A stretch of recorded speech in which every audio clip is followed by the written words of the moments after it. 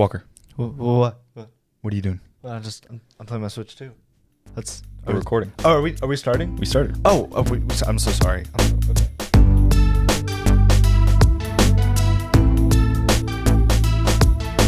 Welcome back, everyone. We're back. Heard About It is back. The podcast Another no one listens to. series. The podcast that you're not listening to is back, and we're recording it right now. We're so excited to get some episodes in for the summer while Jackson and I are back together. There's so much to talk about. So much I feel like has What is happened. this mic line placement, man? Sorry, I didn't move my mic line. That's ignore. Pay no attention. Pay no attention to the man behind the curtain. Look how Yeah. carefully mine is There wrapped you go. around. See, He I just put it. See, threw it's his wrapped. on. It's wrapped now. So I'm basically doing what Jackson's doing with the mic right now. Oh, we're on a new table, guys. It's Yeah, one of those new set, plastic as you can ones. tell. It's like our fourth set ever. It's way more permanent. Way What more have we had? permanent. So we've This had the is original the final one. set. Well, actually, we started with one on one wall, then we swapped it to another wall. Swapped it to in the another same wall, room. then moved to a different Well, room. we were at the beach.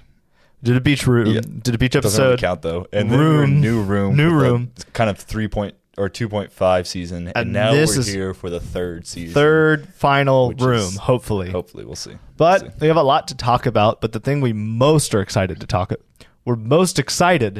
about on this episode is, as you saw at the beginning, the Switch 2 which released. I left mine downstairs. Should I You go left get it it? Do we need it? I got mine. It's fine. We got it. We're gonna talk about it. We're gonna do some visual stuff. So sorry for the audio learners, but we will audio listeners, not learners. You're not. Hopefully, you're learning something on this podcast. But sorry for the audio listeners. As we're gonna have the Switch 2 out, and we're gonna talk about it. We're gonna try to put it into words as best we can. But we're gonna talk about what we think about it, what we think about the launch.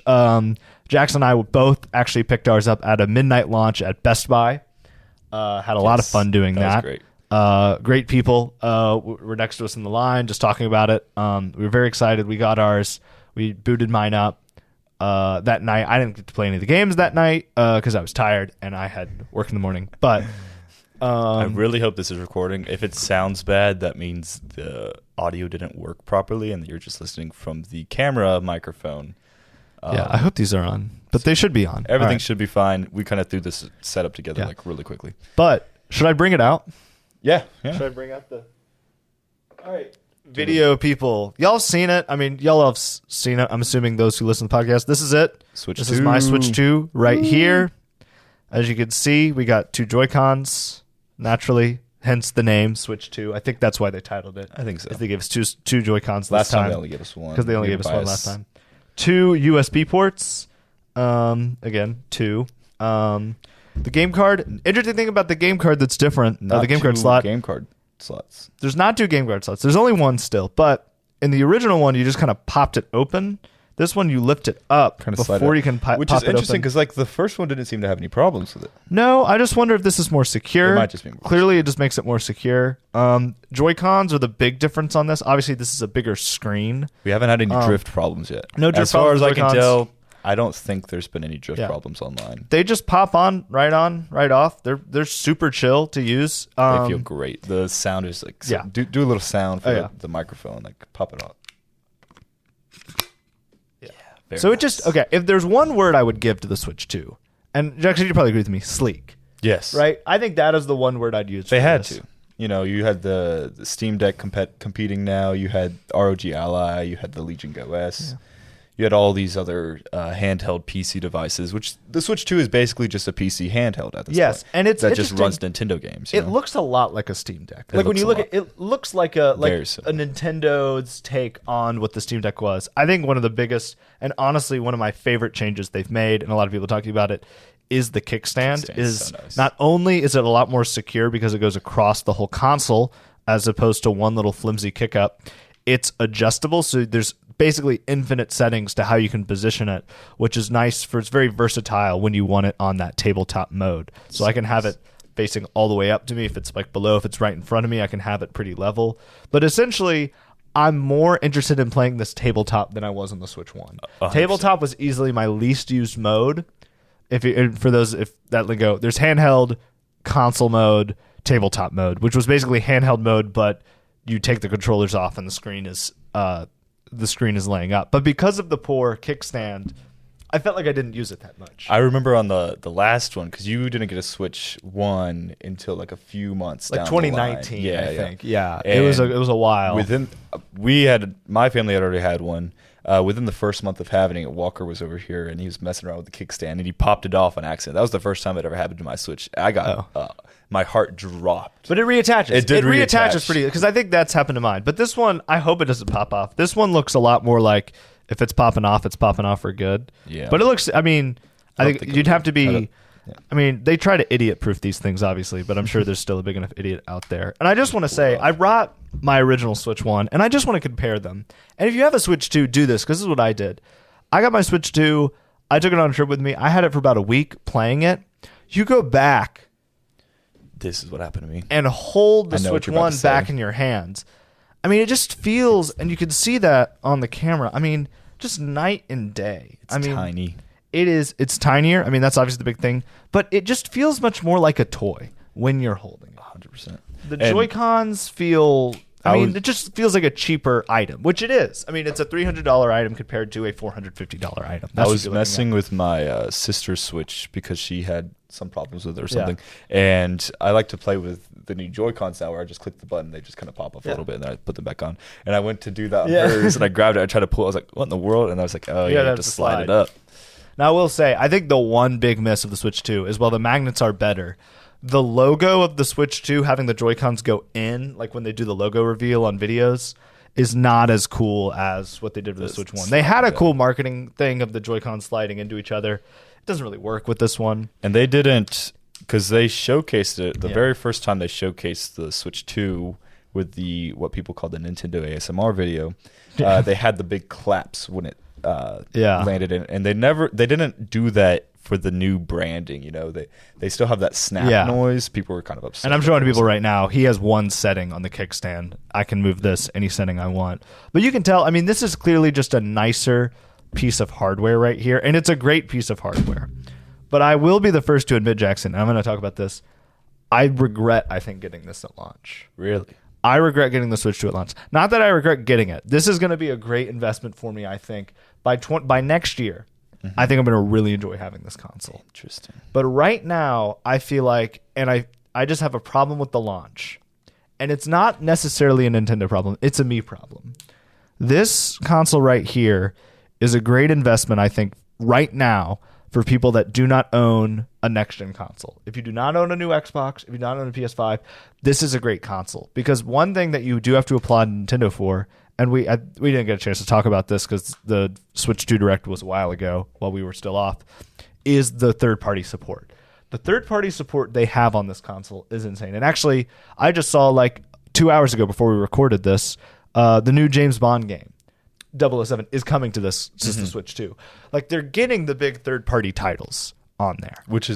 That hasn't happened. Which hasn't happened. Like, if you know anything about Nintendo, they've essentially lost all kind of credibility of third-party. Now, granted, it's just been, they've gotten third-party support. They just haven't been taken seriously as a third-party supported console compared to PlayStation and Xbox. I think that, it has to do with multiple things. The Wii U really harmed the Switch of third-party support. Because so many companies like promised these extended contracts with Nintendo during the Wii U era. Yes. And they pulled out once they realized the Wii U was not selling at all. Yeah. And then also the fact that the Switch 1 was underpowered when it came out really harmed it. So you had those two things. And it does suck. And a little side tangent about the Wii U third-party support. You look at what would have been possible with the Wii U if third parties had stuck with it. And I'm not like blaming them for backing out because it was not selling well and it would have been a bad investment. But you look at Arkham City Armored Edition. It's a better way to play Arkham City. I mean, I've never played Armored Edition, but like if you look at it, if you look at what Arkham City was promising, being able to immediately have access to detective mode and items from the gamepad while you're playing the game, it would have been cool. It's a better way to play the game. Now, does it justify someone who owned it on 360 getting on Wii U? I don't know about that, but it's clearly like what they wanted to do with the Wii U was show, hey, this is a new creative type of hardware. Let's do something cool with it. And I don't think companies were interested in doing it. But the Switch 2, here's what you got to say about the Switch 2. Nintendo played it extremely safe. They did. And I think, as they should have. They had their second best selling console, like one of the best selling consoles of all time right here.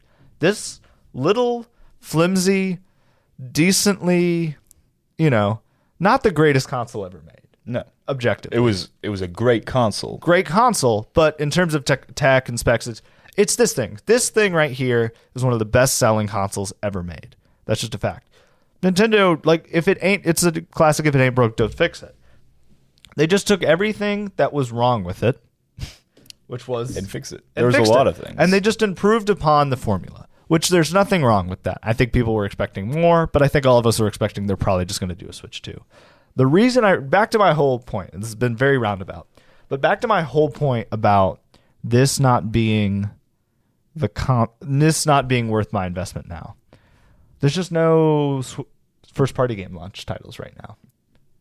Mario Kart World. Mario Kart World. Don't get me wrong. We'll get Mario Kart World and Bonanzas, and it's direct. The Donkey Kong Bonanza Direct will release by the time this has come out. We're recording it on Tuesday before it came out, so we won't be able to talk about that. It will get support eventually. Oh, 100%. Like, do you? But you're glad you bought it at launch. I am. Yes, I was actually about to counterpoint. Yeah. So, I have not been paying attention to Nintendo for the past about 3-ish years, 2.5, 3-ish years. I've missed a lot of first-party Nintendo games. The only one that I picked up in those past few years was Tears of the Kingdom, which I'm playing again. So I think I'm almost done with it. I don't know.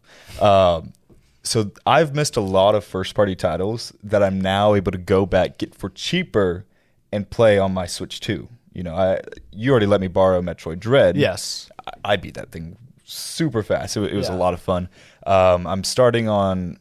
I got Splatoon 3 and Metroid Prime Remaster. So I have this huge back catalog of games that I haven't gotten to play, or I could have, but I didn't pick them up for the Switch 1 because I just kind of stopped paying attention to Nintendo. And now you have a better console to play them on. Yes. And I think that's so valid. Yeah, I'm not disagreeing. I think that's a great reason to buy. I didn't even get Echoes of Wisdom. Yeah, and they're upgrading for the Switch 2, so it's like, okay, now. Oh yeah, they did do a lot of updates, which I'm glad they did that because it made it, when they first dropped that direct, it made it seem like that not every game was going to get updates and they were all going to be like these paid updates. Mm-hmm. What I realized is, oh no, they're updating certain games. They're doing DLC. What's essentially the Nintendo Switch 2 editions, besides Breath of the Wild and Tears of the Kingdom. Well, those had Zelda notes. I don't count that as DLC. No. That was a dumb feature that they tried to pass on to excuse charging you more for the upgrades. I actually think that was the original plan with the Wii U gamepad. Oh, yeah. But they had to unionize the same game, and so they were going to have that kind of content. Charging for the Breath of the Wild, Tears of the Kingdom upgrades, I think was stupid because I think only having the visual enhancements and then charging you for that, when Odyssey got a visual enhancement and it was free. Mm-hmm. But they did release a lot of free updates to Switch 1 titles, giving them Switch 2 upgrades. And there are some games that I wish would run better on the Switch 1 that I'm excited about playing on the Switch 2. The one that jumps to mind is The Outer Worlds. I've been playing The Outer Worlds on the Switch, but it's so frustrating to play on this thing. I doubt they're going to do it. I'm sure they'll eventually. Well, Outer Worlds 2 is right around the corner. Outer Worlds 2 is something. I see them doing an upgrade for it. I mean, eventually they will upgrade. Do you see Grounded 2 got announced? That's off topic, but same developers. Oh yeah, Private Division. Yeah. Which is but no, for me though, and don't get me wrong, if I know Nintendo, by the time they release their next big direct, I will have said this is worth it. They will have. I trust them that they will announce enough titles, first party titles, for me to say, okay, I'm excited that I bought this. Mm-hmm. And don't get me wrong, I'm having a blast with Mario Kart World. I've been playing a ton of that game. It's really fun. We could talk about Mario Kart World for a little bit. I think 100%. I've been playing Deltarune. I'm in the middle of Deltarune Chapter 4 right now. Is it good? Dude, just a sidebar. Can we do a little 4 already? I'm on 4 already. Oh my goodness. If y'all don't know Deltarune, spoil. I'm not going to spoil. Don't worry. I will not spoil here. Deltarune is the passion project of Toby Fox, creator of Undertale. This is kind of his follow-up. He's been releasing it in chapter installments. Has finally released essentially Deltarune. The rest has been demos, but he's finally released Deltarune and has released the next 2 chapters, 3 and 4. Mm-hmm. 3 was definitely took the model of what made 2 so successful, chapter 2 so fun. Okay. He took that, applied it, and just kind of changed the story. And then I'm in the middle of 4, and this is the thing, every time you think he's giving you this is the structure of the RPG of the game, he just constantly is undermining and he's constantly changing the rules of his own game. I'm so excited. And it's so cool. Like he's thinking out of the box so much in this game, and he's pushing the limits of what is like. Is this an RPG? Is it a game? Like, what kind of game is it? And he's really pushing those boundaries. And I think having it in chapter installments has made it a lot more enjoyable. Mm-hmm. I will say, for one thing, having party members has been a very different dynamic than Undertale. And Undertale, you had NPCs. And NPC and party members, I think, are very different things in RPGs. Mm-hmm. NPCs, I think, Undertale, I think the reason it is so successful is the NPC relationships. He develops these really well-developed characters that you grow attached to. I have this comparison for the visual people of the Switch 2 and Switch 1. But with party members, with Susie and Rousey, there's just a different dynamic when you play along with those characters and they're with you the entire game. Mm-hmm. And I think it's a better dynamic. So I'm not going to spoil anything, but Deltarune Chapters 3 and 4, he is clearly like it's finally getting to a point where, okay, this story's heading somewhere. Mm-hmm. It kind of feels like in chapter 1 and 2, which is fair, it's the beginning of the story. I mean, there's 7 chapters planned. The first 2 aren't going to explain everything, but he's starting to kind of reveal to me what this is all about, what Deltarune is all about. So, not spoiling anything. If you've played chapters 1 and 2, go ahead and get chapters 3 and 4. It's been amazing. Not to spoil anything. Every time I think he can't make a better villain, like, oh, Lancer was great, Yeah. Oh, the Queen was great. That was an even better villain. Mm-hmm. He might have topped Queen. I'm still debating, but chapter 3, he might have topped Queen. If y'all know who the character, and if you've played Deltarune Chapter 2 and you know the Queen character, that's a big deal. Yeah. That's interesting. But yeah. It's been really good. So again, been some great launch titles. I'm excited. I'm just in this weird overlap where I have a PS5 and it's a great console and I've gotten a lot of great games out of that. And I also had a Switch, and a lot of the games being brought to the Switch 2 are older Switch games and games that were for consoles like the PS5. Mm-hmm. So the Switch 2, there isn't like a pressing need for the Switch 2 for me right now. Mm-hmm. Obviously, it's become my replacement of the Switch 1 because it's essentially just my Switch 1. My Switch 1 just is inside this now. Yep. But I still kind of feel like maybe I should have waited a little bit. But again, I think this has a lot of value. That depends on the person. But that depends on the person. You've played most of the first-party Nintendo games, or at least gotten them in the past few years, right? Oh, yeah. I mean, Nintendo's my favorite studio, definitely. Yeah. I mean, that or Remedy. So I'm definitely I'm getting those games, and I've gotten a lot of the games. There's a lot I haven't, just because I know I don't have the time for it. Like the 1,000 Year Door remake, I did not get. Mm-hmm. There was a lot of other games I didn't get that I felt like I was just like not worth my time. Not worth my time. They weren't. I wasn't worthy of their time. I think is a better term. Like I don't.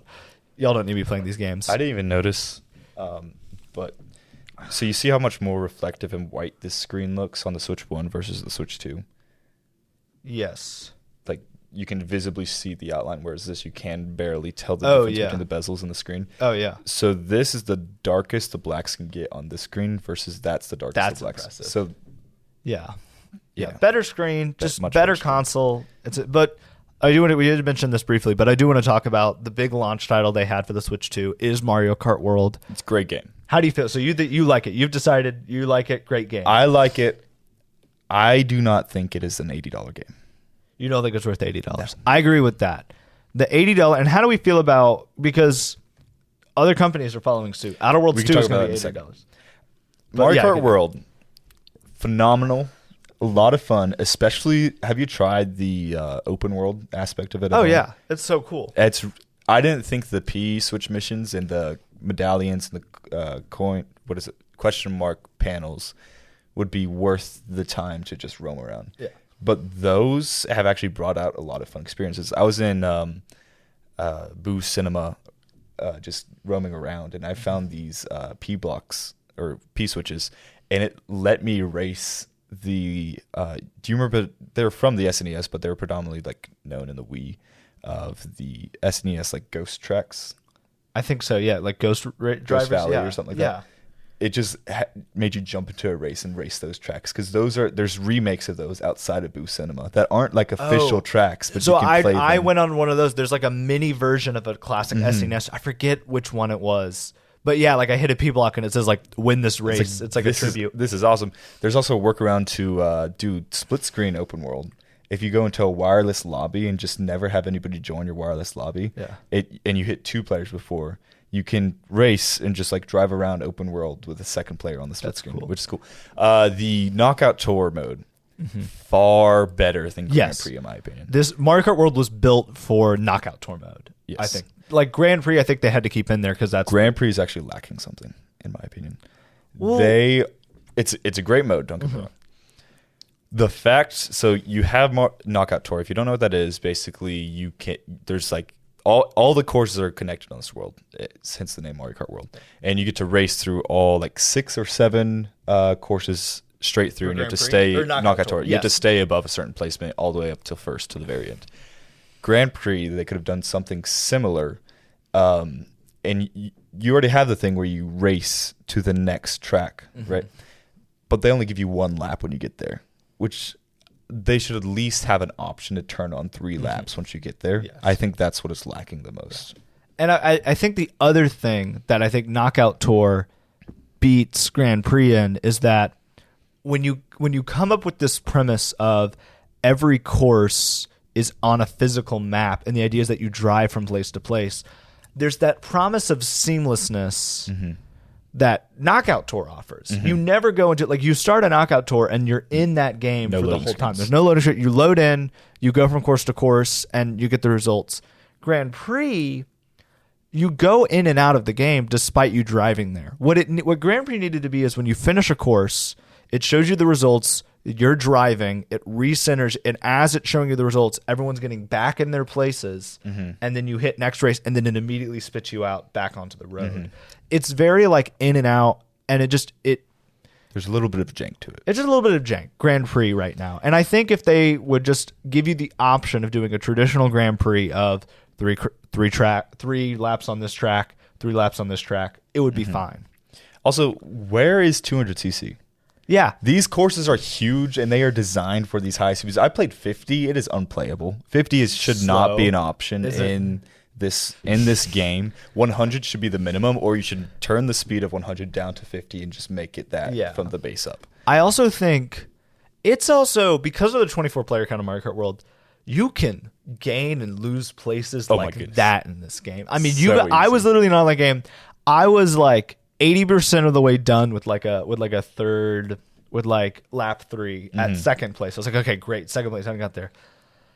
In the span of 15 seconds, I got from second to 24th. No joke. Like, enough items and enough like mess ups from me. Like, you have to drive essentially perfectly in order to maintain your place. One small slip up of like, accidentally I went off the track for like 2 seconds, or I like didn't drift there, you're losing like 5 places. I have noticed for just playing by yourself, if you're trying to complete the cups and stuff, so usually in Mario Kart 8 at least, you're able to stay way above the CPUs almost no matter the CC.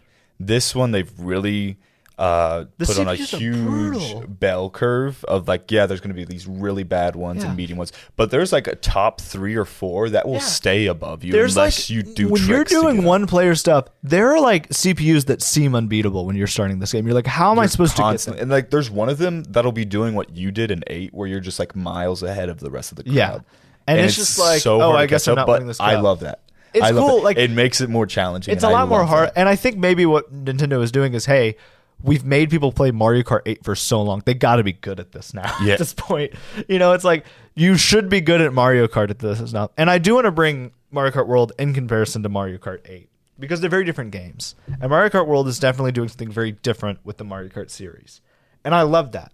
Because if I feel like there's some people I hear complaining like, oh, well, it's not Mario Kart. Like, it's not traditional Mario Kart. It's like, Nintendo has perfected that. Mario Kart 8 is the best version of regular Mario Kart you're going to get. 100%. It's 100%. And there's 128 courses in there?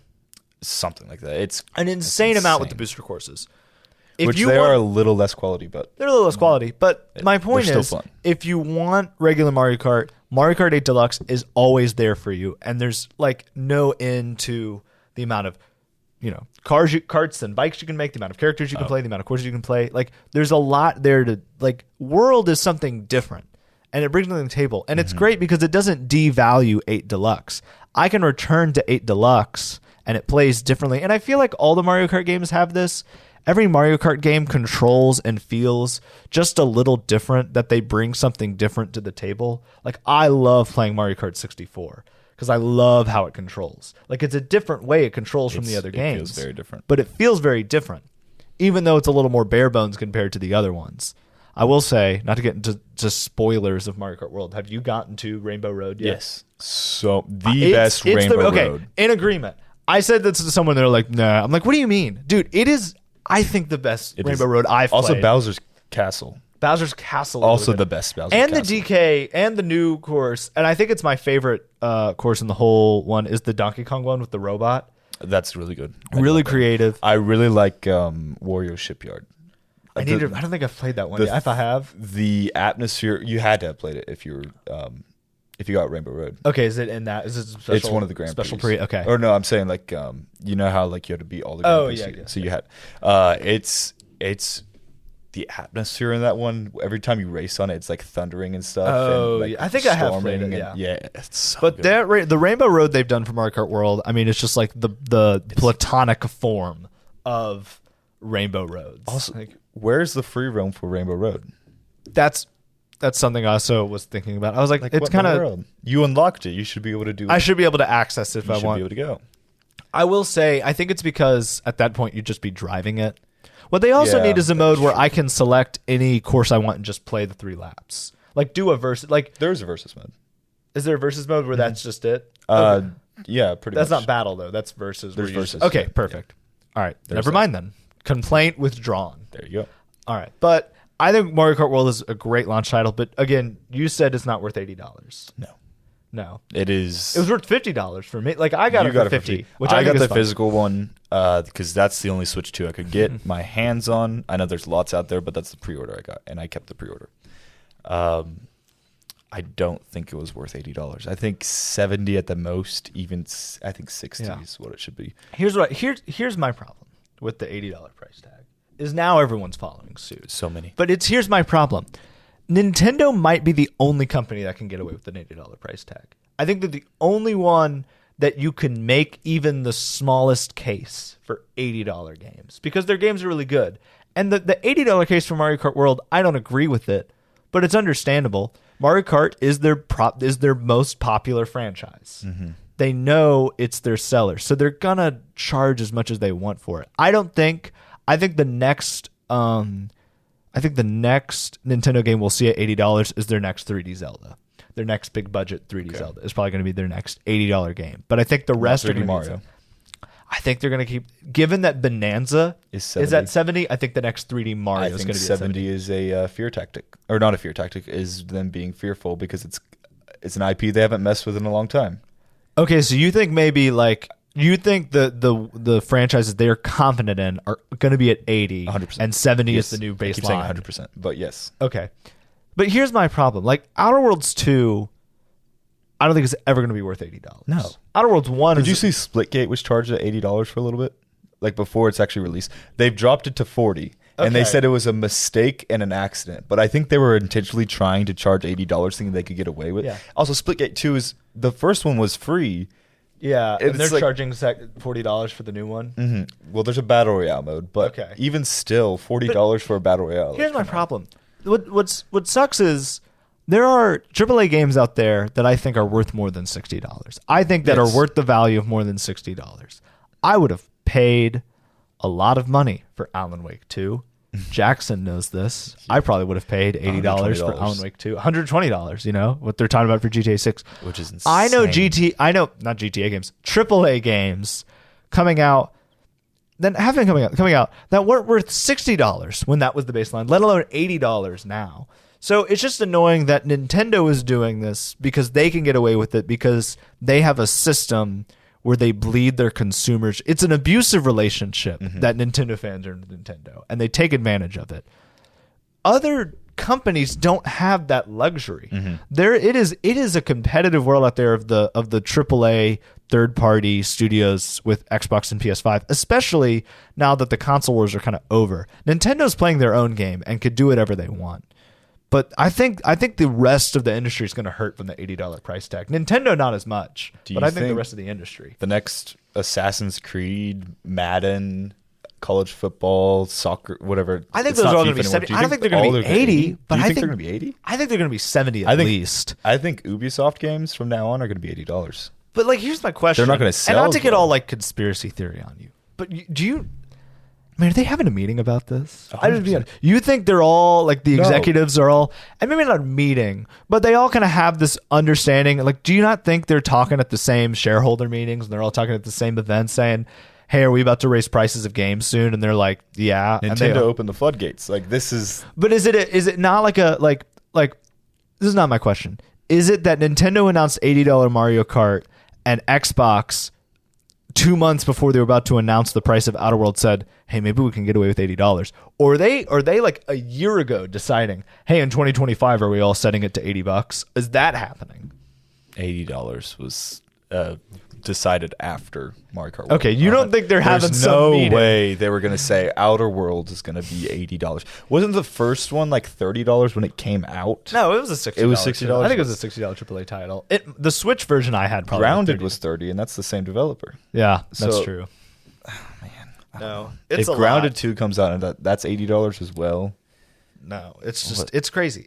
We're living in crazy times. Yes. For $80 games. Because here's the thing, and this I found this out from the great Video Game Donkey. He has a great video essay on video game pricing. He points out games have been at the $60 price point since the 70s. Games have gotten cheaper with inflation as the years have gone on. But at the same time, games have gotten buggier. But games have gotten, well, Most of them. buggier than Atari 70s games. Past that point. Yeah. No, I see what you mean though. There's definitely been a drop in quality in terms of like the skill and the precision of the quality. But Tell me if I'm wrong, but I don't think they were pumping out Call of Duties every year when they were first releasing them. Like they had to be every like 2 to 3 years, right? And I think there was a bit more. I mean, there was just less of a market for it. I think you get. I think when Black Ops and Modern Warfare are releasing in parallels, I think that's when you start getting the yearly releases. It's just but crazy, and they're all so buggy. Almost every game now, it's insane. But anyway, to wrap it up, well, if we're actually, gonna, I want to talk about the Donkey Kong Direct. You want to talk about the Donkey Kong? Okay, Even though one it's more. not, so it's Yeah. it started. It's tomorrow. It's gonna happen tomorrow. Are you getting up to watch it? What? Are you gonna get up to watch it? Are you what gonna time watch is it it? at all? It's at 8 a.m. I can't watch it. Are you gonna watch it? Oh, I will. I will for sure be watching it because I'm for sure getting it because what we have seen is incredible. I was watching a Topic Arlo video today. He made a good point of why are they doing a direct for a single player game, right? They could have showed all this stuff in the trailer. Usually, like Mario Kart World makes sense because that's like there's a lot of stuff to know about before you get the game. Whereas a single player game like this, you kind of want to find things out as you go through the experience, the game you're about to play, right? Why is there a direct? This isn't the first time they've done that, though. Not I mean, for a single player game like this. did they? I mean, okay, they didn't do a Zelda Direct for Tears of the Kingdom, but they did the gameplay video. I mean, they showed you, hey, this is what the gameplay is going to look like. Yeah, but it wasn't a direct. It wasn't a direct. I mean, like a direct is like They've done it for like Super Mario Maker, which is a little different. That's a little that different. makes sense. They've done it. I think they did one for Wonder. There was a Wonder Direct. There was. This That is isn't fair. new for Nintendo, is what I was say. But I am with you. There is that single player.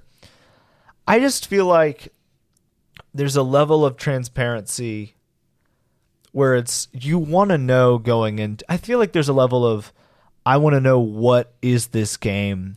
What's this game's deal? You know, buying it. Because look, if it's going to be $70, I want to know I'm going to enjoy the thing I'm going to play for. Do we know how long the direct is? I don't think they've revealed the time. I'm assuming it's going to be 17 minutes. Something like that. You 17. heard him. I'll say. Yeah, I'm going to 17 say 18. Okay. No, I really like to know, and I will say, as long as they're not spoiling, like, Here's my They thing. better I'm not spoil concerned it. about story elements of Donkey Kong Bonanza. We know what the plot of Donkey Kong Bonanza is going to be, and that plot could be summed up in one word, which is Banana. banana. Okay. Thank you. See, Jackson hit the Banana. nail on the head right there. Banana. That is the plot of every Donkey Kong I'll text game. you if it spoils. Is banana. If All it right? if it gives away too much, and I'm like, why are they showing me Yeah. this? I'll text you. I'll let you know if you want me to. It needs to show off, hey, this is the gameplay. This is how the levels and the game works, and this is the structure of the game. Here's the story premise. Here's some other features and other characters we didn't show in the first trailer, and you're out. And that should be the extent of the direct. I'm with you though. They don't need to give out away too much, but they need to show people this is what the game doing. is to get them interested. Some gameplay. Some gameplay. And some more extended gameplay, and maybe some extra things we Characters, haven't yeah. seen from the trailers and the gameplay they showed at the Treehouse Okay. live. And I think that's fine. But I am with you. They don't need to show too He also, I'm copying Arlo. He talked about how there was the first Mario Odyssey trailer, and then there's the second one. The first one showed all the worlds and just like Mario, basic 3D platforming. Nothing about Cappy. The second one, like everybody was super hyped for the new Mario game because it looked amazing Yes. already. And then the second trailer dropped, and it showed the ability to jump into different bodies with Cappy. Okay, Isn't that interesting? That is interesting. They So- might be hiding a mechanic from us this entire time. that All is the true. demos. Like they might be hiding a mechanic that we haven't seen because I think we've seen early gameplay only. Mm-hmm. I will say I think they showed Mario throwing his hat in the first trailer. At the Yeah. end of the first trailer, you see Cappy show up, like his eyes show Mm-hmm. up. So yeah, I don't think we see that ability until trailer 2. So I think you're right there. Also, what's the big holiday hitter? Is there going to be one? Well, here's my thing. I'm shocked Nintendo hasn't announced their big direct yet. They need a big I direct don't to think there showcase is going their to be first one party. this summer.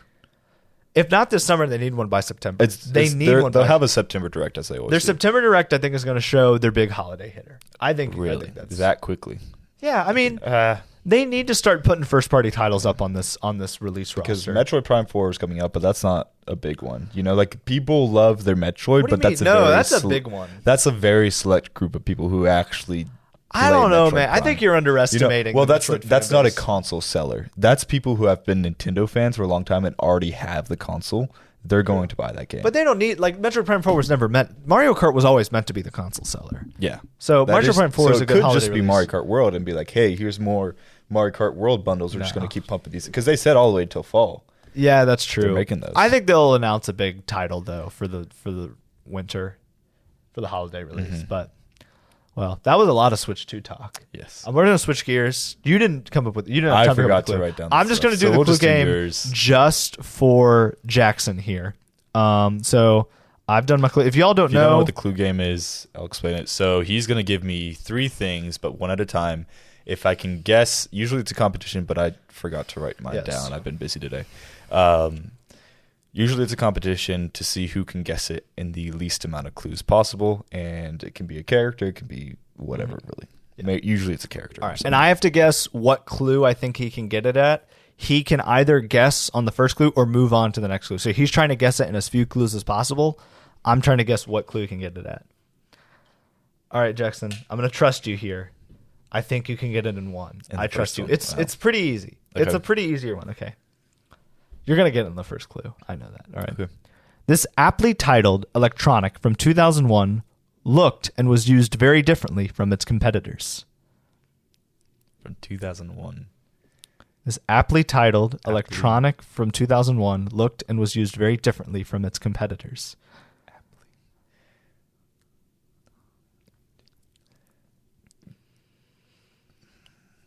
Oh, that wasn't. I think I have a guess, but I'm going to go to second one. I know, I'm sorry. All right, you'll get it on the second one. This game console, most famous games included a Sidekick's Time in the Spotlight and one of the most popular fighting games ever made.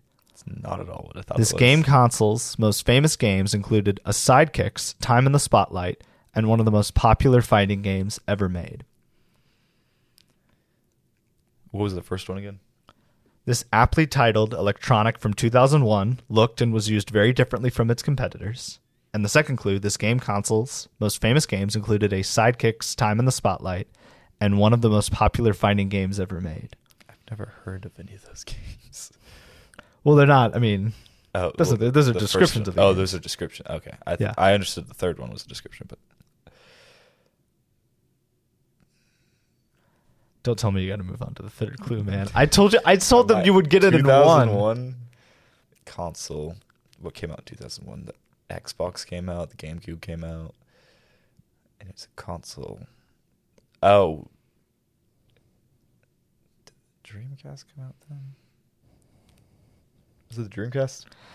It is the GameCube. It is the GameCube. It came out in 2001. Aptly titled Cube, GameCube. It looked very different. See. Sidekick Time in the Spotlight. That was Luigi's Mansion. And a reference to Luigi having his first. And one of the most popular fighting games ever made. Soul Calibur 3. Melee was my thought. Melee. Okay. 2 I was is thinking also- Soul Calibur because the GameCube. That's true. But I was thinking Melee more. Yeah, but Melee that's makes fair. more sense, yeah. Wow. Well, Yeah. man, that was a disappointment. That was very bad. I knew the consoles that came out then. You didn't? Okay, I was like, you said GameCube, and I was like, they'll see it. I try not to make a face. I'm like, don't react to him name dropping it. Should we go to some smaller news headlines that I have prepared for us? So the structure, we didn't really establish this. The structure of the new and improved season 3, I've heard about it, is you heard the intro first. We're gonna have like more of a hook at the beginning. We don't need to tell them the hook. Well, yeah, hook, whatever. Then we'll have the intro, as you already heard. Then we're gonna have a discussion topic. Yeah. Which was the Switch 2 this time, game, and then 2 Smaller news discussion topics. topic, kind of news topics we're calling it. Stuff that's happening now. Other thing I want to talk about, because it's on just this random notes app from my review of it on Letterboxd. I have Letterboxd if you want to find me there. Quick note, this is going to take like 2 minutes. Sorry, Jackson. Spaceballs 2 got announced. It got confirmed. I just watched it for the first time. What'd you think of Spaceballs? I mean, it's fun, you know. It's a fun Airplane's parody. better in my opinion.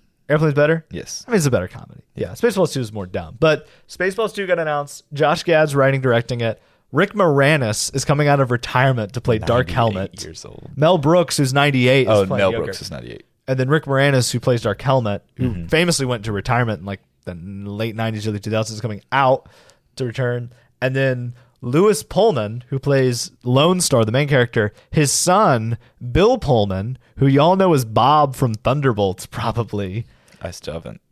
is going to be in it. So the cast looks stacked. And honestly, my quick thing, Spaceballs 2 has so much potential because of post-Disney Star Wars.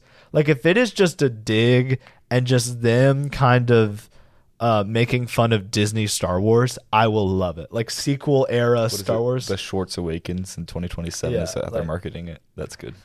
It'd be so, well, it could be really fun. I hope they title it The Search for More Money, because that's what they call Spaceballs 2 in the original. Yeah. But I do want to talk about that. But my first news topic, the real one we need to discuss, is Superman comes out next month. I'm so excited. Jackson's not as excited because he's not a big Superman guy. I'm very excited. I already got my tickets, but there's been a report. So Superman's budget, and this has been disputed, okay? I want to make this very clear. This is a lot of hearsay, this is a lot of rumors, but I still think this is an important thing to talk about. There's been reports of Superman's budget being $363 million, making it one of the most expensive movies ever made. I think that's more than Endgame's budget. But if it's not, it's very close to that. Now, James Gunn has denied this. He said that is wrong, but there's been multiple analysts who've said that's correct. But there's some reports saying it's closer to $250 million. Now, James Gunn. I want to trust James Gunn. And I do want to trust James Gunn's word on that, but it seems very conflicted. So what we're going to say is that it's more than about $250 million, and it's nearing $363 million. Okay. Still very expensive for a movie like that. Yes. Is the DCU setting itself up for failure with these kind of budgets? This is the first big film they're doing for the new DC movie universe. If every movie is going to cost around $300 or $363 million, if that's the report. And I've heard talks of, when you include marketing and other fees, that it's closer to $500, like the total cost of this film. And they're saying there's no way they're making that back in theaters.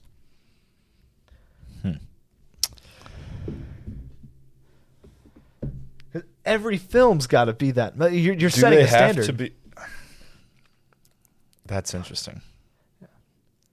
No, I think if you do a Batman film in the DCU, it's cheaper. I think. Did you hear about James Gunn is helping or keeping an eye on Matt Reeves' script for the Batman Part 2? I think it just got turned in, actually. I think he turned in the script. Okay. So it's getting reviewed. I don't know what's going to happen, though, with the Batman and the Batman Brave and the Bold. I think he should just cut his losses. Supposedly, the Batman Part 2 is going to incorporate DC. Yeah. Now. And that's what I hope. I hope he just says well, he's kind of already gone, because he's done Creature Commandos, which is setting up a different canon. Mm-hmm. He's kind of dug himself into this hole where there's clearly a different universe Batman here in the DCU. And he has admitted in an interview, he said, my biggest problem right now is I have two Batmans running around that are totally unrelated. But the Superman budget, it worries me. It's a big risk for your first film. I'm going to look it up real quick.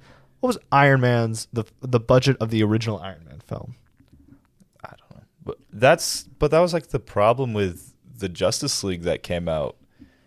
The Justice League movie that came out, 5, 6, 7 years ago? Yeah. Is that they introduced too many people so quickly. You didn't have these stories like the Avengers where you actually knew these characters and they were kind of all just thrown onto you. And the fact, I saw all these different movie posters of all kind of the main characters in Superman, like for the marketing stuff. Yeah. There are so many of them. But you're also looking at a guy who did Guardians of the Galaxy, which introduced an ensemble cast of all new characters, and we all loved him. We all loved it. And there wasn't a single returning character in Guardians of the Galaxy. It's not like we had a Star-Lord movie and then a Gamora movie and then a Drax movie and then we did Guardians of the Galaxy. That's true. And those were all really well-developed characters. They didn't feel like any of them were wasting space. All of them had a place in the film. Okay. I trust James Gunn with the large cast. That's not my problem. And he did the Suicide Squad, which was... And he did the Suicide Squad, which... Massive cast. Yes. So many people in this, so many different characters he just introduced into that DC universe, which I still need to watch, but still, the only, I think, returning Suicide Squad member is Harley Quinn. Yeah. Is the only one that comes from that original movie. And also, Iron Man's budget was $140 million. Okay. Very modest, I think, for a big budget superhero film. I'm curious what that equates to. I don't know what that equates to now. It might be more expensive. Mm-hmm. It might be closer to that. I will say this about Superman, though. And that budget cost. And why it doesn't worry me maybe as much as it maybe worries some others. My dad and I, we love talking budgets and box office. We're big movie fans, and for some reason, we're very into how much did this movie cost, and then how much did it make, and so what was the profit there, and how did a movie that only cost $8 million end up grossing $500 million? Think about those great things. My dad's favorite line about Avengers Endgame is the only mistake Disney would have made about Endgame is that they wouldn't spend enough money. The only mistake they could have made is not spending enough money on Endgame. I wonder if DC is looking at, DC, Warner Bros., gets the script from James Gunn for Superman, and they're reading it, and they go, wow, this is an amazing script. They're reading it, and they can tell this is going to be an amazing movie. We just have to pour as much money as we can to it to make sure this script has what it needs to succeed. And they're looking at it and they're saying, look, it's going to be the big launch event of this new DC universe. It's going to have James Gunn behind it. Everyone's going to be excited about it. It's going to make money on the box office, but it has to be good. And so we have to spend the money on it, and we can't cut corners. Because I just Marvel movies have looked cheap recently. And not all of them. Thunderbolts looked great. I watched Brave New World this past May for the first time. There's just some bad effects in that film. It just doesn't look as good as some of the other films, earlier films. It looked like Avengers in my mind looks better than Captain America: Brave New World. And I think James Gunn's very intentional, and I think he's very much we have to do it right. And that costs money sometimes. But I think maybe their thing is we need to spend as much money because what's gonna make a movie succeed in the box office is it good or not? Because if it's good, it's going to have staying power, and it's going to stay in theaters, and people are going to rewatch it, and they're going to tell people word of mouth. You look at the movie Sinners, Ryan Coogler's Sinners that just came out. Yes, you can make an argument that people were excited because it was Ryan Coogler, and he's a very well-known director. But I mean, it's tied to no franchise. It's tied to no it's a classic movie in which it's just a genre film, and it's got some A-list stars and a great director behind it, and that's all it's got. And it was so good that it made a lot of money for what it was. I'll double check that. But I mean, what do you think about the success rate? I mean, do you see Superman succeeding in the box office? No. Oh, you don't think it's going to, with that budget, you don't think it's going to be a success? No. I hardly ever hear people talk about it. Even online, it's like people aren't that excited about it. You know, they've been let down by so many of these DC movies in the past, and a lot of them don't understand it's a new like board of director of the entire DC new established universe. Yeah. And that's maybe because maybe I just run in different circles with you. I hear a lot of excitement for it. Really? I just see a lot of excitement. And that's on the trailer. I see a lot of like edits on like Instagram about like people getting excited and hyped for it, you know, and but I will admit, to your point, I think the average, the non-nerd is confused and is like, wait, isn't Henry Cavill Superman? And isn't, which is frustrating because it feels like James Gunn and Warner Bros. Has made it very clear and has tried to make it very clear this is a new thing, and that's hard to do. I know it's hard. Like if Marvel, right after making, let's say, Iron Man 3, said, "Hey, new cast, forget all of that. We're trying," like that would have been hard to do. Now, granted, it would have been much harder for them because those were being successful. Mm-hmm. I'm surprised that the mass population hasn't been able to just say, "Oh, I'll forget about those." Like, "Oh, the Superman, you know, Dawn of Justice, and you know, all those. I'll forget about those easy." You know. Yeah. It is interesting. I still think though, if it's a good movie, even those that are confused that why are they making another Superman? Isn't Henry Cavill Superman? If enough people are telling you, "Oh, but you got to go see it. It's amazing," they'll still go see it. That's what I was about to say. I think right now Warner Bros. Is leaning and relying on the nerds. Yes. To carry the movie, to spread the word of mouth across the population to be able to because it's a movie made for comic book nerds. And it's what I love about when you look at Superman and what we've seen of the Superman movie. And if you look at that and you compare it to like the OG Marvel films, like from Iron Man up to Avengers, it shows you the evolution of how we've perceived comic book movies. In the early days of the MCU, I felt like, and even like in early days of superhero films, the discussion was always, how do we take this super nerdy comic book and turn it into something digestible for the mass audience? Mm-hmm. And as superheroes got more popular and as Marvel got more popular, more people started reading comics and started reading because they wanted more. And so more people, I think, gravitated towards comic books and superhero comic books and got really into that. And so then you had this way larger population that loves comic books, and now they don't feel like the movies are serving the comic books well. And so now you see James Gunn really trying to recreate the vibe of comic books in this Superman film, and people love it. Like they're excited for it, you know? Yes. Man, I have so many doubts about it. It's just you the have trust no with faith in DC. It's hard. But don't you trust James? Like I trust James Gunn because of the stuff that he's done in the past. Yeah, it's just and he's DC helming the makes sheet. It hard for me. Hey, this is my problem, and this is why I don't vibe with Zack Snyder. Zack Snyder gave DC a tone that it does not have. It just doesn't have it. Like the dark and gritty. Look, if Zack Snyder crushes an adaptation of Watchmen, like if you're looking at the guy who says, "Man, he did Watchmen really good," he should not go anywhere near regular mainstream superheroes. There's a reason he does a good job with Watchmen, is because that's a deconstruction. That's a different thing. Mm-hmm. You shouldn't give the guy who's really good at deconstructing superheroes and clearly adapts the superhero comic that clearly seems to attack superheroes, shouldn't then go and try to like bring that into the world of mainstream. No, let them be superheroes and let them be traditional superheroes. And now you have Snyder fans that are mad about this Superman film, and it's just like, I think they'll be overshadowed. But I mean, there's just this loud minority of just like, you know, it's so stupid. Like, why is it so bright? You know, the cinematography. It's just like. Do I think Superman can be a good movie? Yes. Do I think it's going to be a successful movie? Probably not. You don't think so? You think it's going to be a success? No. Do you think? I'm still on the fence of whether I'm going to go see it or not. I'm just so confused by this, Jackson. Why don't? Is it just you're not a fan of the character? I also don't like Superman.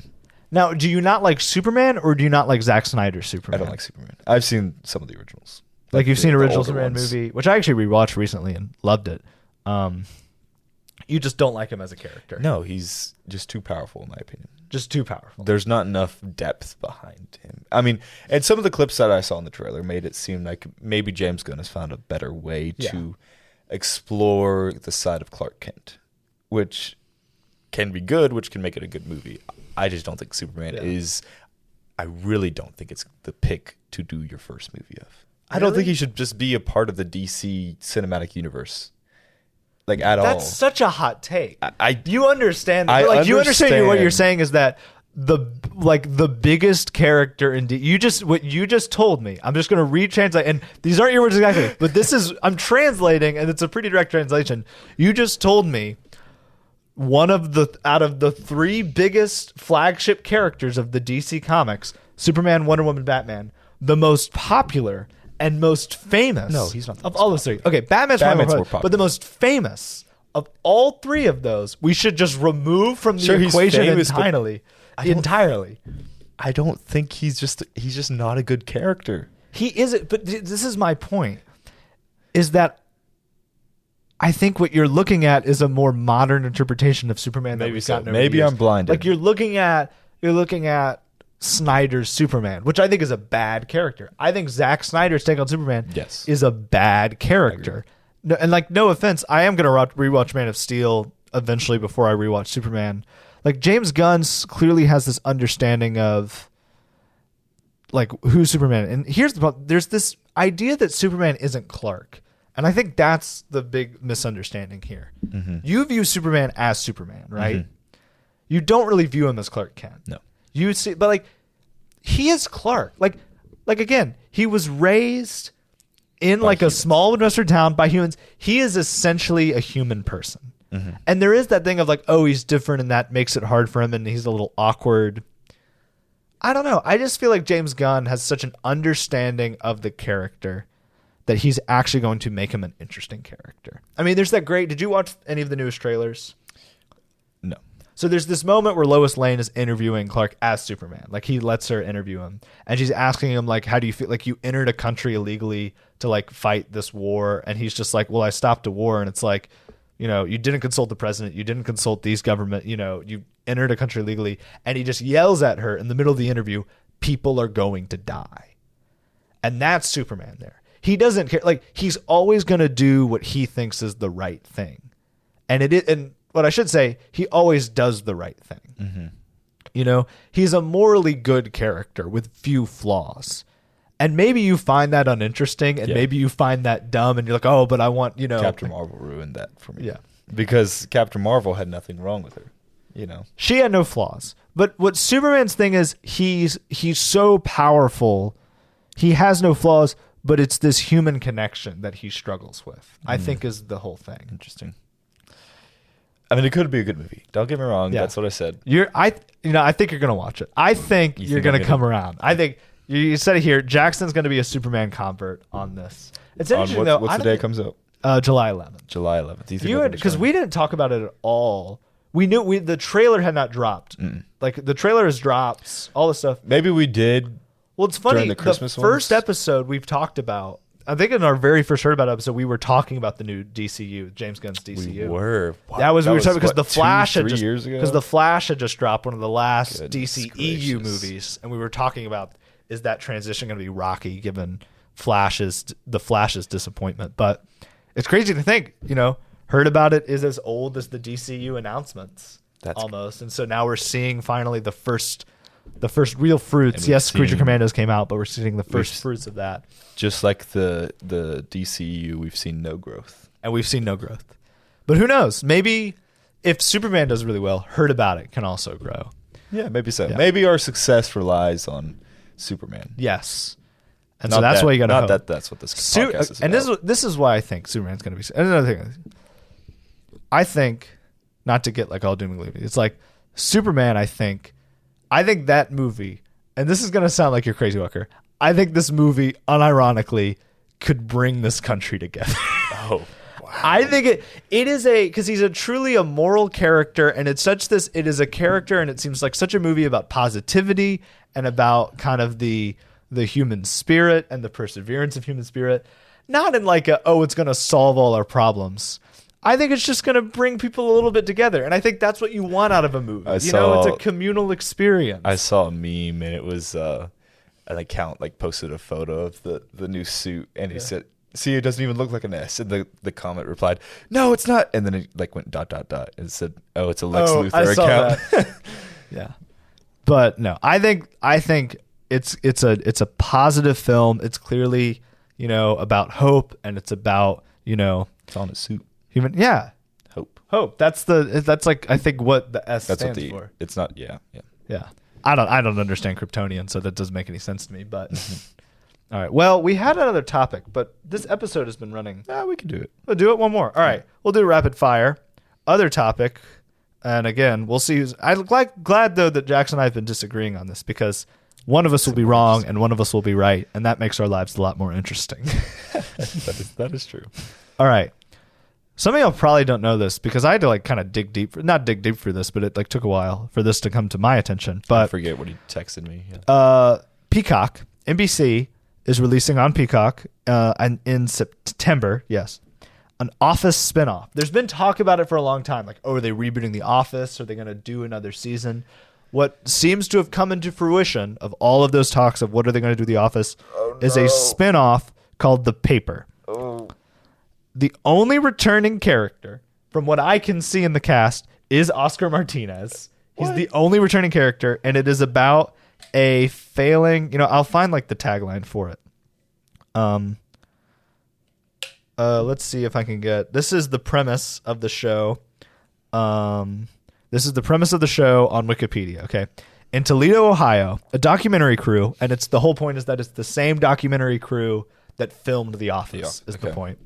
Focuses its efforts on The Truth Teller, a historic but declining Midwestern newspaper trying to resurrect itself with volunteer reporters. And Oscar Martinez is going to be the only returning character. The big lead in it is going to be Domhnall Gleeson. I think I'm pronouncing his name right there, but Domhnall Gleeson, that you will know as General Hux in the sequel trilogy of Star Wars, who's also in Peter Rabbit. I think what else is he in? And a bunch of stuff. Very well-known actor, has been in a lot of stuff over the years, British actor, but he's going to be in this. But I just do you think this has any success? I mean, I don't want to say, I initially asked it to you when I gave you the question, do you see it having any success compared to its predecessor? I think that's a stupid question to ask. I don't think it's ever going to get as popular as The Office. Nowhere near. Never. I mean, The Office is one of the greatest sitcoms ever made. I don't think it's the greatest. I have my own opinion about what's the greatest sitcom ever made. But Office is the greatest sitcom ever? Community.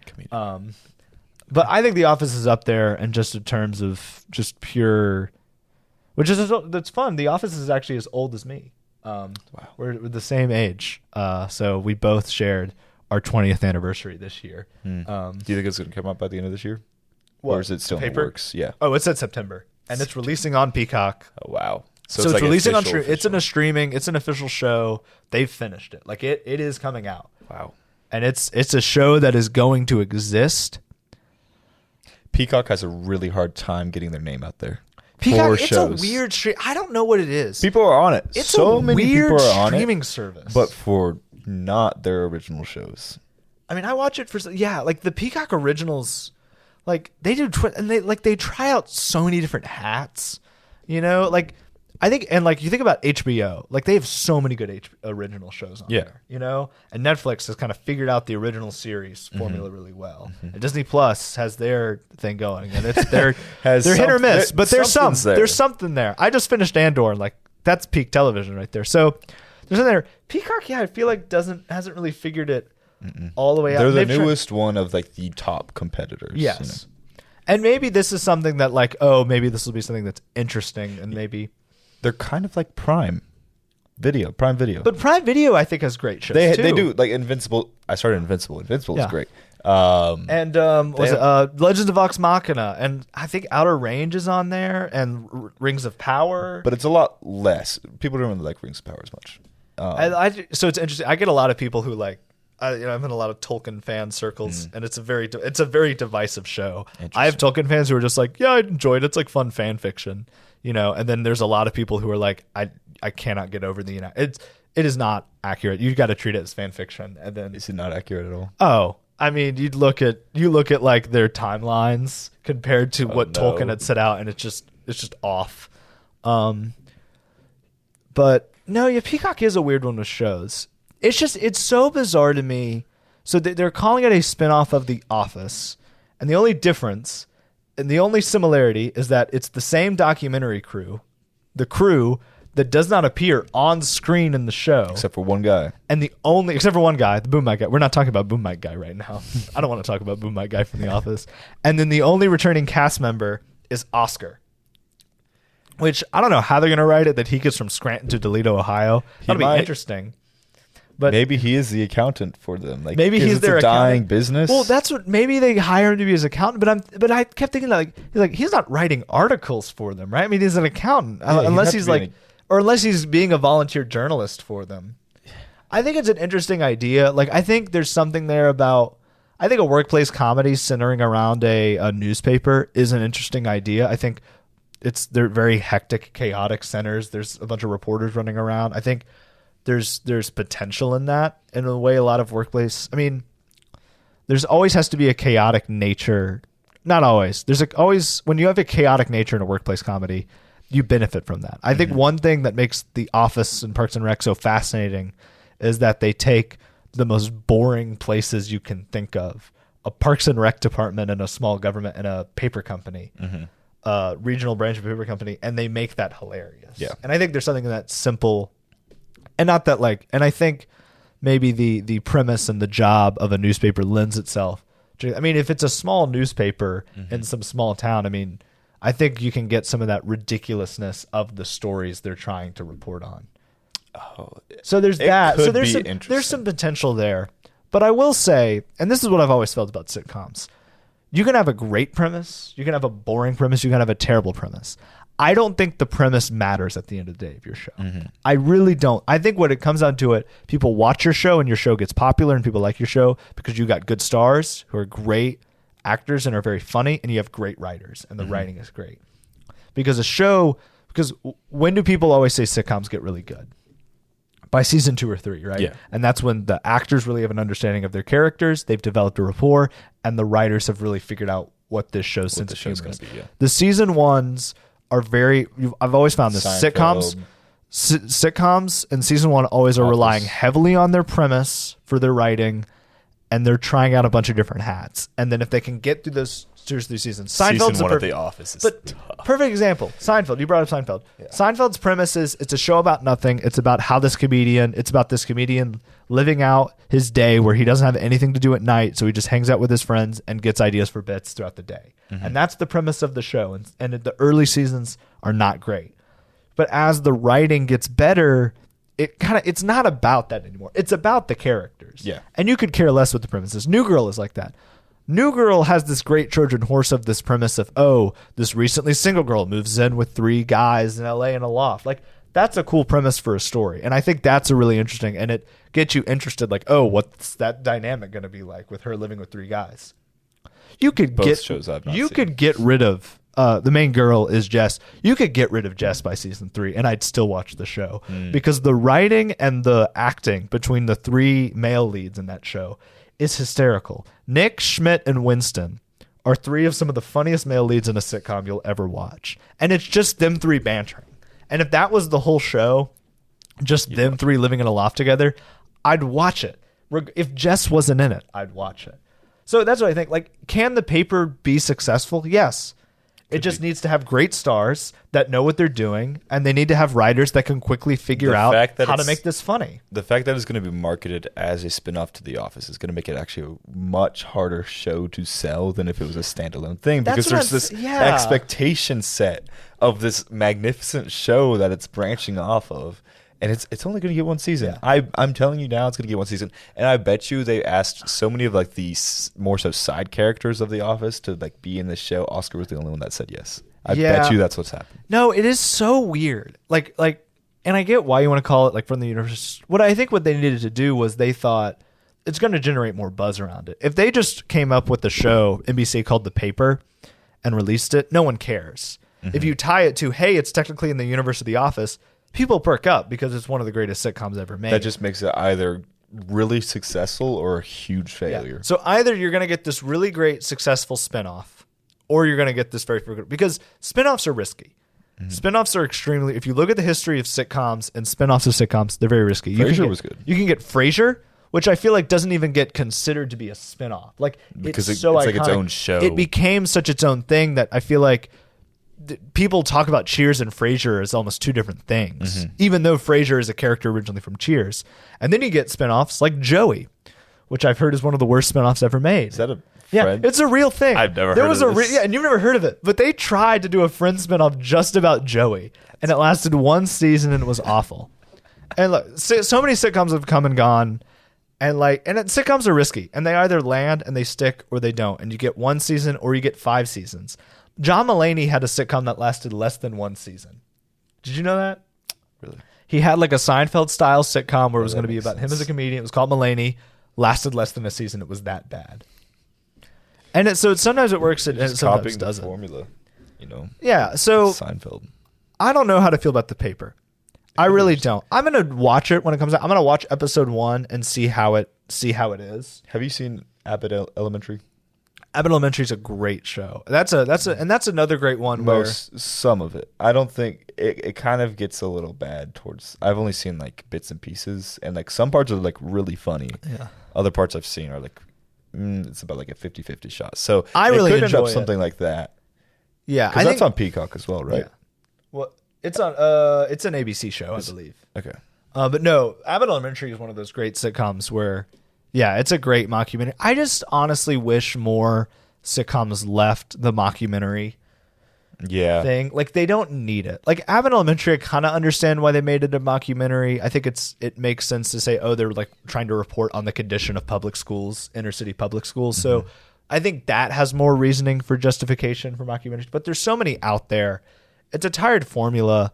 But you look at a show like Community that isn't a mockumentary. It's just a straight Except for single like cam sitcom. 1 or 2 episodes. Except for the documentary episodes. But it succeeds very well without having this trapping. And so The Paper is going to be, I mean, what they really need and what they really need to master is the talking head. I think what makes The Office, and not that all the humor came from here, but the way the talking heads interacted with the rest of the show is what made, I think, it so like I think some of the most iconic lines I get from, like, I think one of my favorite lines from the entirety of The Office is when Dwight pranks Jim with all the snowmen, and the last line of that episode is a talking head with Dwight, and he goes, at the end of the day, a snowball, the greatest snowball of all time isn't a snowball at all, it's fear. And it's one of my favorite Dwight lines. And that's a talking staying on the roof. And he's just standing on the roof, like, and it's right after you see Jim like destroying all these snowmans out of total paranoia. So, And it could always find its own identity. Like it could do less talking heads, because you see like in something with Parks and Rec, it really piggybacked off of the idea of a mockumentary based on The Office. oh, and they never do. It's a zero talking head. Well, they show. had talking heads. No, they had talking heads. Like That's quite true. a bit Early early in on, the show. and then slowly as you got throughout the show, there was like less and less, like significantly very less. infrequent. Where like by the 6th and 7th season, like you barely notice it's a mockumentary by the late seasons of, because you're like Parks and you're Rec. trying to think is like there's no talking head that like stands out in my mind. And it's one weird thing I noticed about The Office, side tangent, later into the series. It got more aware it was a mockumentary later into the show. And I thought it was so weird. They kept bringing it up more. As we mentioned, like, the documentary crew became characters in the show. It just made sense. It made sense. Because they're like, okay, we're about to end this. We're about to end soon. it. It was getting, but it just got weird that they kept bringing it up more than I felt like they had. And the characters were more aware of it in the later seasons. So, but I think The Paper, I mean, you got a great lead there. I mean, you got a big star who's a great lead there. What disappoints me is that I think the rest of the cast, I think, is not a lot of people I've heard of, which is exciting. But I think what was so exciting is, like, Steve Carell had been a minor star when he got cast as Michael Scott. I think he had done The Daily Show. He had been with Stephen Colbert. He had done some sketch comedy stuff. And he was about to do some big films when he started The Office, when he did that first season, but not as well known of an actor as he is now. Mm-hmm. And so having an actor like Donald Gleason play the lead is a little disappointing for me. I wish they'd had a more maybe up and coming actor for it, just because, you know, I like projects that make stars and don't use stars. Yeah. You know? And I feel like sitcoms are great for that. But We'll see. The Office made 2. Yeah, and The Office made amazing, like so much talent came out of The Office. And I'm sure if the show becomes a success, but 2 big again, ones at least. The Paper, any sitcom can succeed. The Paper can succeed, it can fail, it just needs... There hasn't been a good sitcom in recent times. Apart Abbott from Elementary, Abbott I'd say. Elementary was like, it's fine. There's as I said. another great one. I haven't watched a lot of it, but I've seen a couple episodes and it's really funny. It's called St. Denis Hospital. It's really good. Is that also a mockumentary? It's a mockumentary, but it's still really good. It's really funny, and it's got the mom from Goldbergs. If you ever watched the Goldbergs, I've not. She's a hilarious actress, but she's in it. But that's a great show, and I think it's on its like 2nd or 3rd season now. But Interesting. well, this Lot is to a see. long first episode. Oh yeah, hour and 10ish minutes. We have a clock now. that Yeah, can we have a look clock, so we've been keeping track. I'm just looking at it like, oh, this has been long. Well, we Switch hope y'all to enjoyed it. Thank at. y'all for Superman. Yeah, we talked about Office Spinoff, Superman, Switch 2 games, video game pricing. We Definitely talked be about talking about that Donkey Kong Direct next we'll time. be talking about the Donkey Kong Direct next time. Don't worry. We'll be diving more into that. We might be an inconsistent bi-weekly to weekly upload. We'll see. We're just going to upload We'll when probably we can. have one next week just because of the DK Direct. Yeah. Because I want to talk about We'll upload when we can, but it might be more inconsistent as we try to get episodes in. Thank y'all so much for tuning in this long. As always, you have great patience and great attention spans if you've stayed in the episode for this long. If you're not already, I'm not going to tell you to, but if you'd like to, subscribe. subscribe. Should we release it? Should we do a release schedule Thursday now, just so we can get this out quickly? Yeah, and we're going to get this then- out on Thursday for Then you. we can have the DK doc talk a lot sooner, and maybe just release it on Tuesday. Go back to Tuesday next week. We're going to think release we'll do this that. on Thursday. I think we're gonna If do you're watching this on next Tuesday, we're sorry. We wanted to put this out on Thursday. Actually, I shouldn't be apologizing. Okay. Jackson's our editor and publisher, so you could apologize. If you could apologize right now if this is not out on Thursday. Well, they can deal with our own schedule. Okay. I'm not All right. apologizing for what we're doing. So this episode is going to be this Thursday, but y'all already know that because you're listening to it. You're listening to it on But Thursday. I don't know what we're The telling you. next episode is going to go back to the usual Tuesday, 7 or 8 a.m. release, whatever I do. I forget what it is. Thank y'all so much for listening DK / watching. Bonanza. I'm DK so Bonanza, excited. I'm so next excited. episode. I'm getting up, watching it early. Banana. Sorry. Anyway. I'll text you if it was good or not. Yeah. He's I going to won't let me know. spoil it for you. Thank y'all so much for tuning in. Y'all have a great day. Goodbye. Bye.